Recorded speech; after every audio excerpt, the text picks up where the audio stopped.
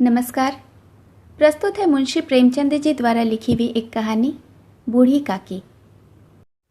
एक अनुरोध, अगर आपने अब तक मेरा चैनल नहीं सब्सक्राइब किया है तो इसे प्लीज़ सब्सक्राइब कर लें और हाँ, साथ ही साथ बेल आइकन भी प्रेस करें। जीवा स्वाद के सिवाय और कोई चेष्टा शेष न थी और न ही अपने कष्टों की ओर आकर्षित करने का रोने के अतिरिक्त कोई दूसरा ही सहारा। समस्त इंद्रियां, नेत्र, हाथ और पैर जवाब दे चुके थे। पृथ्वी पर पड़ी रहती और घर वाले कोई बात उनकी इच्छा के प्रतिकूल करते या भोजन का समय टल जाता या उनका परिमाण पूर्ण न होता अथवा बाजार से कोई वस्तु आती और न मिलती तो ये रोने लगती थीं। उनका रोना सिसकना साधारण रोना न था, वे गला फाड़ फाड़ कर रोती थीं।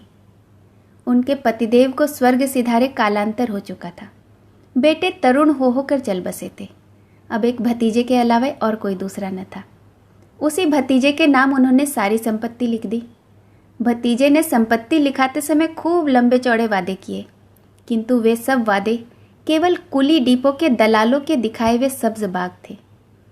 यद्यपि उस संपत्ति की वार्षिक आय 150-200 रुपये से कम न थी, तथापि बूढ़ी काकी को पेट भर भोजन भी कठिनाई से मिलता था। इसमें उनके भतीजे पंडित बुद्धिराम का अपराध था या उनकी अर्धांगिनी श्रीमती रूपा का, इसका निर्णय करना सहज नहीं। बुद्धिराम स्वभाव के सज्जन थे, किंतु उसी समय तक जब तक कि उनके कोष पर आंच न आए।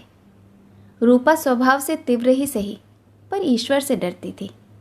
अतएव बूढ़ी काकी को उसकी तीव्रता उतनी न खलती थी जितनी कि बुद्धिराम की भलमनसाहत। बुद्धिराम को कभी कभी अपने अत्याचार का खेद होता था। विचारते कि इसी संपत्ति के कारण मैं इस समय भला मानुष बना बैठा हूँ। यदि भौतिक आश्वासन और सुखी सहानुभूति से स्थिति में सुधार हो सकता तो कदाचित उन्हें कोई आपत्ति न होती, परंतु विशेष व्यय का भय उनकी सुचेष्टा को दबाए रखता था। यहाँ तक कि यदि द्वार पर कोई भला आदमी आकर बैठा होता और बूढ़ी काकी उस समय अपना राग आलापने लगती तो वो आग बबूला हो जाते और घर में आकर उन्हें जोर से डांटते। लड़कों को बुढ़ों से स्वाभाविक विद्वेष होता ही है, और फिर जब माता पिता का यह रंग देखते तो वे बूढ़ी काकी को और सताया करते। कोई चुटकी काटकर भागता, कोई इन पर पानी की कुल्ली कर देता। काकी चीख मारकर रोती, परंतु यह बात प्रसिद्ध थी कि काकी केवल खाने के लिए ही रोती है, अतएव उनके संताप और आर्तनाद पर कोई ध्यान नहीं देता था। हाँ, काकी क्रोधातुर होकर बच्चों को गालियां देने लगती तो रूपा घटनास्थल पर आ पहुंचती। इस भय से काकी अपने जिह्वा कृपाण का कदाचित ही प्रयोग करती थी। यद्यपि उपद्रव शांति का यह उपाय रोने से कहीं अधिक उपयुक्त था। संपूर्ण परिवार में यदि काकी से किसी को अनुराग था तो वह बुद्धिराम की छोटी लड़की लाडली थी। लाडली अपने दोनों भाइयों के भय से अपने हिस्से की मिठाई चबैना बूढ़ी काकी के पास बैठकर खाया करती थी। यही उसका रक्षागार था, और यद्यपि काकी की शरण उनकी लोलुपता के कारण बहुत महंगी पड़ती थी, तथापि भाइयों के अन्याय से सुरक्षा कहीं सुलभ थी तो बस यही। इसी स्वार्थानुकूलता ने उन दोनों में सहानुभूति का आरोपण कर दिया था। रात का समय था। बुद्धिराम के द्वार पर शहनाई बज रही थी और गांव के बच्चों का झुंड विस्मयपूर्ण नेत्रों से गाने का रसास्वादन कर रहा था। चारपाइयों पर मेहमान विश्राम करते हुए नाइयों से मुक्कियां लगवा रहे थे। समीप खड़ा भाट विदुरावली सुना रहा था और कुछ भावज्ञ मेहमानों की वाह वाह पर ऐसा खुश हो रहा था मानो इस वाह वाह का यथार्थ में वही अधिकारी है। दो एक अंग्रेजी पढ़े हुए नवयुवक इन व्यवहारों से उदासीन थे। वे इस गंवार मंडली में बोलना अथवा सम्मिलित होना अपनी प्रतिष्ठा के प्रतिकूल समझते थे। आज बुद्धिराम के बड़े लड़के मुखराम का तिलक आया है। यह उसी का उत्सव है। घर के भीतर स्त्रियां गा रही हैं और रूपा मेहमानों के लिए भोजन में व्यस्त है। भट्टियों पर कड़ाह चढ़ रहे थे। एक में पूड़ियाँ कचौड़ियाँ निकल रही थीं, दूसरे में अन्य पकवान बनते थे। एक बड़े हंडे में मसालेदार तरकारी पक रही थी। घी और मसाले की शुद्धवर्धक सुगंधी चारों ओर फैली हुई थी। बूढ़ी काकी अपनी कोठरी में शोकमय विचार की भांति बैठी हुई थी। यह स्वाद मिश्रित सुगंधी उन्हें बेचैन कर रही थी। वे मन ही मन विचार कर रही थी, संभवतः मुझे पूड़ियाँ न मिलेंगी। इतनी देर हो गई, कोई भोजन लेकर नहीं आया। मालूम होता है सब लोग भोजन कर चुके। मेरे लिए कुछ बचा ही न रहा हो। यह सोचकर उन्हें रोना आया, परंतु अपशकुन के भय से वह रो न सकी। आहा, कैसी सुगंधी है! अब मुझे कौन पूछता है, जब रोटियों के ही लाले पड़े हैं तब ऐसे भाग्य कहाँ कि भरपेट पूड़ियाँ मिले। यह विचार करके उन्हें रोना आया, कलेजे में हुक सी उठने लगी, परंतु रूपा के भय से उन्होंने फिर मौन धारण कर लिया। बूढ़ी काकी देर तक इन्हीं दुखदायक विचारों में डूबी रही। घी और मसालों की सुगंधी रह रह कर मन को आपे से बाहर किए देती थी। मुंह में पानी भर भर आता था। पूड़ियों का स्वाद स्मरण करके उनके हृदय में गुदगुदी होने लगती थी। किसे पुकारूं? आज लाडली बेटी भी नहीं आई। दोनों छोकरों ने सदा दिक किया है, आज उनका भी कहीं पता नहीं। कुछ मालूम तो होता कि क्या बन रहा है। बूढ़ी काकी की कल्पना में पूड़ियों की तस्वीर नाचने लगी। खूब लाल लाल फूली फूली नरम नरम होंगी। रूपा ने भली भांति भोजन किया होगा। कचौरियों में अजवाइन इलायची की महक आ रही होगी। एक पूड़ी मिलती तो ज़रा हाथ में लेकर देखती। क्यों न चलकर कड़ाह के पास ही बैठ जाऊं? पूड़ियाँ छन छन कर तैयार हो रही होंगी। कड़ाह से गरम गरम निकाल कर थाल में रखी जाती होंगी। फूल हम घर में भी सूंघ सकते हैं, परंतु वाटिका में बात ही कुछ और होती है। इस प्रकार निर्णय करके बूढ़ी काकी उकड़ू बैठकर हाथों के बल सरकती हुई बड़ी कठिनाई से चौखट से उतरी और धीरे धीरे रेंगती हुई कड़ाह के पास जाकर बैठ गई। यहाँ आने पर उन्हें उतना ही धैर्य हुआ जितना भूखे कुत्ते को खाने वाले के सम्मुख बैठने से होता है। रूपा उस समय कार्यभार से उद्विग्न हो रही थी। कभी इस कोठे में जाती, कभी उस कोठे में, कभी कड़ाह के पास जाती, कभी भंडार में जाती। किसी ने बाहर से आकर कहा, महाराज ठंडाई मांग रहे हैं। ठंडाई देने लगी। इतने में फिर किसी ने आकर कहा कि भाट आया है, उसे कुछ दे दो। भाट के लिए सीधा निकाल ही रही थी कि तीसरे आदमी ने आकर पूछा, अभी भोजन तैयार होने में कितना विलंब है? ज़रा ढोल मंजीरा तो उतार दो। बेचारी अकेली स्त्री दौड़ते दौड़ते व्याकुल हो रही थी। झुंझलाती थी, कुड़ती थी, परंतु क्रोध प्रकट करने का अवसर न पाती थी। भय होता था कहीं पड़ोसी ने यह न कहने लगे कि इतने में ही उबल पड़ी।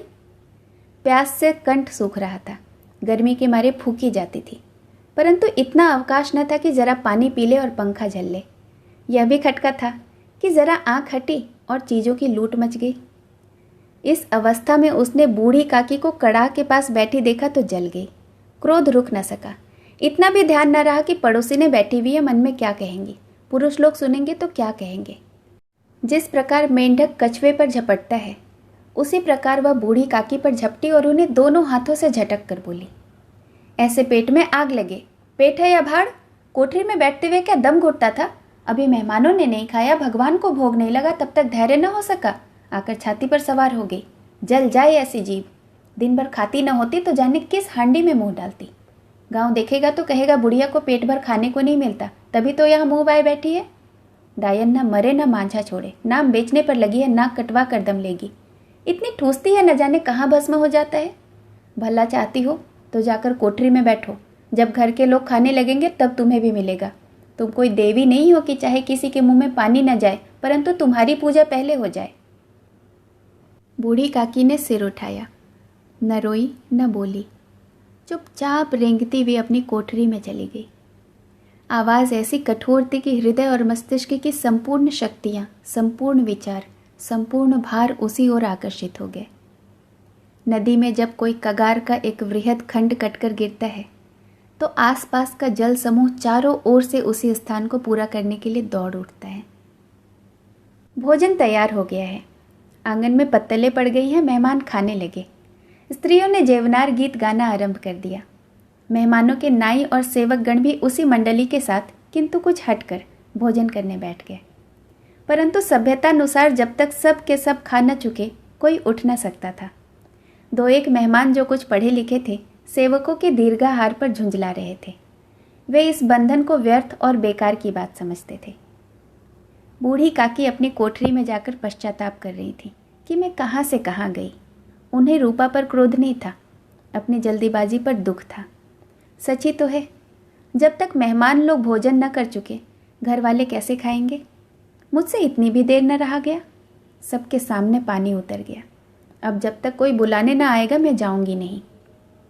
मन ही मन इस प्रकार का विचार करके वह बुलाने की प्रतीक्षा करने लगी, परंतु घी की रुचिकर सुवास बड़ी धैर्य परीक्षक प्रतीत हो रही थी। उन्हें एक एक पल एक एक युग के समान मालूम होता था। अब पत्तल बिछ गई होगी, अब मेहमान आ गए होंगे, लोग हाथ पैर धो रहे होंगे, नाई पानी दे रहा होगा। मालूम होता है लोग खाने बैठ गए हैं, जेवनार गाया जा रहा है। यह विचार करके वह मन को बहलाने के लिए लेट गई। धीरे धीरे एक गीत भी गुनगुनाने लगी। उन्हें मालूम हुआ कि मुझे गाते बहुत देर हो गई है। क्या इतनी देर तक लोग भोजन ही कर रहे होंगे? किसी की आवाज़ तो सुनाई नहीं देती। अवश्य ही लोग खा पी कर चले गए होंगे। मुझे कोई बुलाने नहीं आया। रूपा चिढ़ गई है, क्या जाने न बुलाए। सोचती होगी कि आप ही आवेगी, वह कोई मेहमान थोड़ी है जो जाकर बुलाऊं। बूढ़ी काकी चलने को तैयार हुई। यह विश्वास कि 1 मिनट में पूड़ियाँ और मसालेदार तरकारियाँ सामने आ जाएंगी उनकी स्वादेंद्रियों को गुदगुदाने लगा। उन्होंने मन में तरह तरह के मंसूबे बांधे। पहले तरकारी के साथ पूड़ियाँ खाऊंगी, फिर दही और शक्कर के साथ। कचौरियाँ रायते के साथ मज़ेदार मालूम होंगी। चाहे कोई बुरा माने या भला, मैं तो मांग मांग कर खाऊंगी। यही कहेंगे न लोग कि इन्हें विचार नहीं। कहा करें, इतने दिन के बाद पूड़ियाँ मिल रही हैं तो मुंह जूठा करके थोड़े ही उठ जाऊंगी। वह उकड़ू बैठकर सरकते हुए आंगन में आई, परंतु हाय दुर्भाग्य। अभिलाषा ने अपने पुराने स्वभाव के अनुसार समय की मिथ्या कल्पना की थी। मेहमान मंडली अभी बैठी हुई थी। कोई खाकर अंगुलियां चाटता, कोई तिरछे नेत्रों से देखता कि लोग अभी भी खा रहे हैं या नहीं। कोई इस चिंता में था कि पत्तल पर पूड़ियाँ छूटी जाती हैं, किसी तरह इन्हें भीतर रख लेता। कोई दही खाकर चटकारता था, परंतु दूसरा दोना मांगते संकोच करता था। इतने में ही बूढ़ी काकी रेंगती हुई उनके बीच में आ पहुंची। कई आदमी चौंक कर खड़े हुए और पुकारने लगे, अरे यह बुढ़िया कौन है? यहाँ कहाँ से आई? देखो किसी को छू न दे। पंडित बुद्धिराम काकी को देखते ही क्रोध से तिलमिला गए।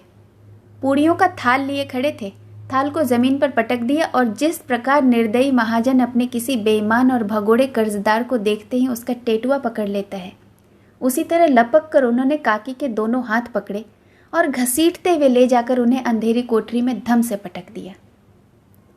आशा रूपी वाटिका लू के एक झोंके में विनष्ट हो गई। मेहमानों ने भोजन किया, घर वालों ने भोजन किया, बाजे वाले, धोबी, चमार सभी भोजन कर चुके, परंतु बूढ़ी काकी को किसी ने न पूछा। बुद्धिराम और रूपा दोनों ही बूढ़ी काकी को उनकी निर्लज्जता के लिए दंड देने का निश्चय कर चुके थे।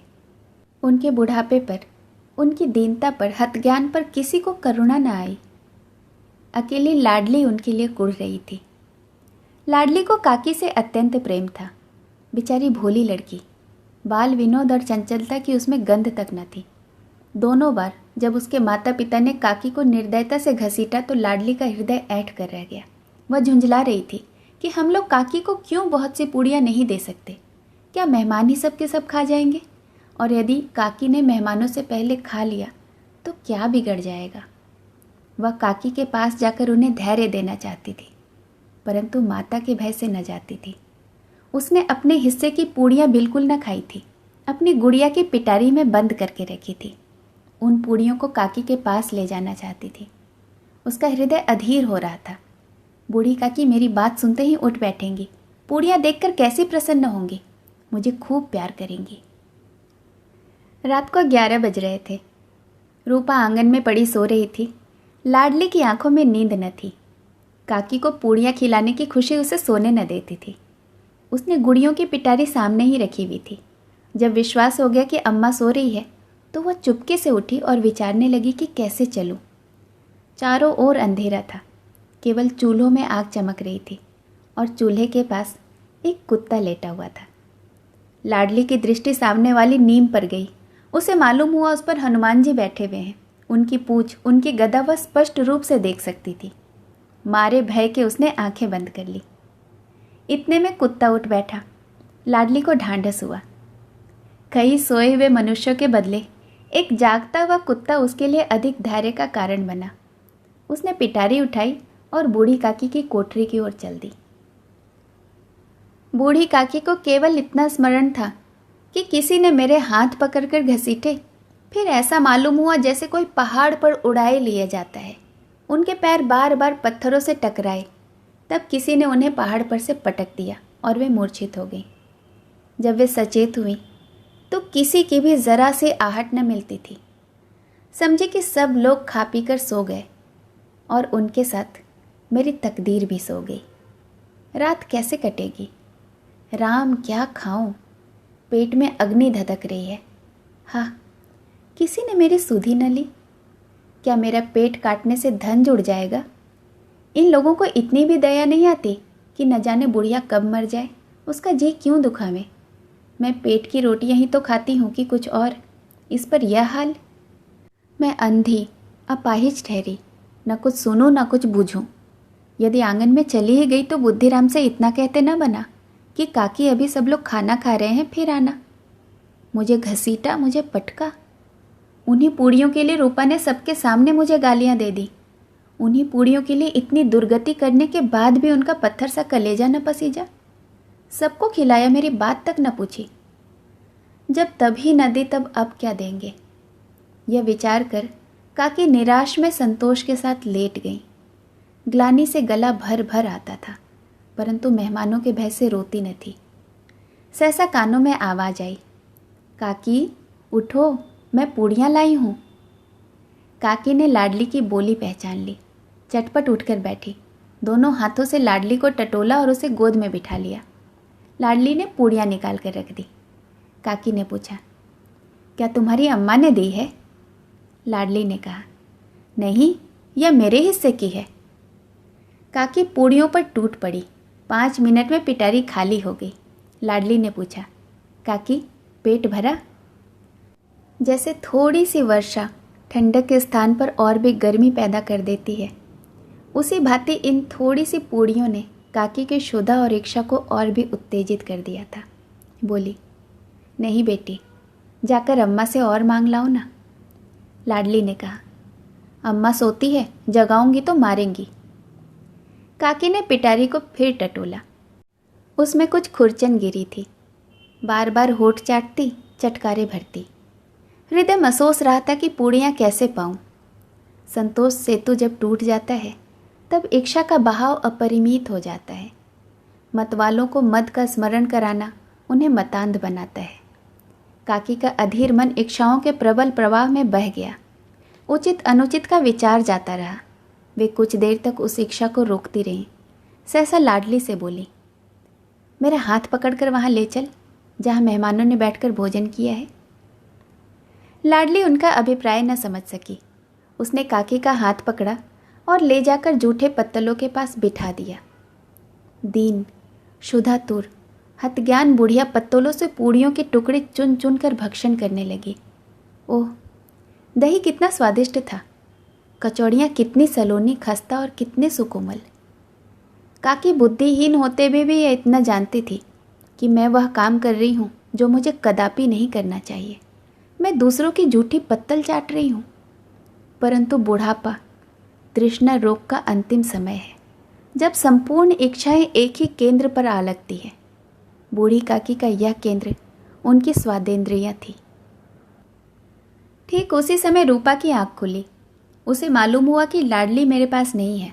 वह चौकी, चारपाई के इधर उधर ताकने लगे, कहीं नीचे तो नहीं गिर पड़ी।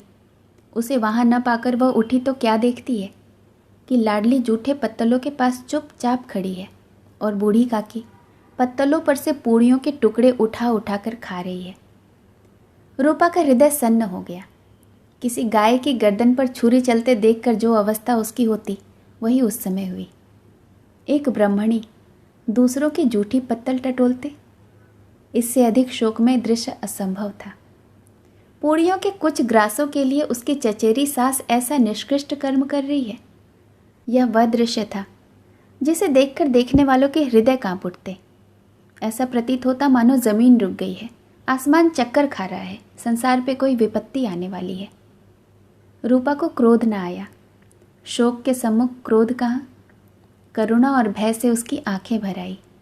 इस अधर्म का भागी कौन है? उसने सच्चे हृदय से गगन मंडल की ओर हाथ उठाकर कहा, परमात्मा, मेरे बच्चों पर दया करो। इस अधर्म का दंड मुझे मत दो। नहीं तो मेरा सत्यानाश हो जाएगा। रूपा को अपने स्वार्थपरता और अन्याय इस प्रकार प्रत्यक्ष रूप में कभी न दिख पड़े थे। वह सोचने लगी, हाय, मैं कितनी निर्दयी हूँ। जिसकी संपत्ति से मुझे 200 रुपये की आय हो रही है, उसकी यह दुर्गति, और वह भी मेरे कारण। हे दयामय भगवान, मुझसे बड़ी भारी चूक हुई, मुझे क्षमा करो। आज मेरे बेटे का तिलक था। सैकड़ों मनुष्यों ने भोजन पाया। मैं उनके इशारों की दासी बनी रही, अपने नाम के लिए सैकड़ों रुपये व्यय कर दिए, परंतु जिसकी बदौलत हजारों रुपये खाए, उसे इस उत्सव में भरपेट भोजन न दे सकी, केवल इसी कारण कि वह वृद्धा है, असहाय है। रूपा ने दिया जलाया, अपने भंडार का द्वार खोला और एक थाली में संपूर्ण सामग्रियां सजाकर बूढ़ी काकी की ओर चली। आधी रात जा चुकी थी। आकाश पर तारों के थाल सजे हुए थे और उन पर बैठे हुए देवगण स्वर्गीय पदार्थ सजा रहे थे, परंतु उसमें किसी को वह परमानंद प्राप्त न हो सकता था जो बूढ़ी काकी को अपने सम्मुख थाल देखकर प्राप्त हुआ। रूपा ने कंठारुद्ध स्वर से कहा, काकी उठो, भोजन कर लो। मुझसे आज बड़ी भूल हुई, उसका बुरा न मानना। परमात्मा से प्रार्थना करो कि वह मेरा अपराध क्षमा कर दे। भोले भाले बच्चों की भांति जो मिठाई पाकर मार और तिरस्कार सब भूल जाता है, बूढ़ी काकी वैसे ही सब भुलाकर बैठी हुई खाना खा रही थी। उनकी एक एक रोए से सच्ची सदिक्षाएं निकल रही थी और रूपा बैठी स्वर्गीय दृश्य का आनंद लेने में निमग्न थी। कहानी सुनने के लिए बहुत बहुत धन्यवाद।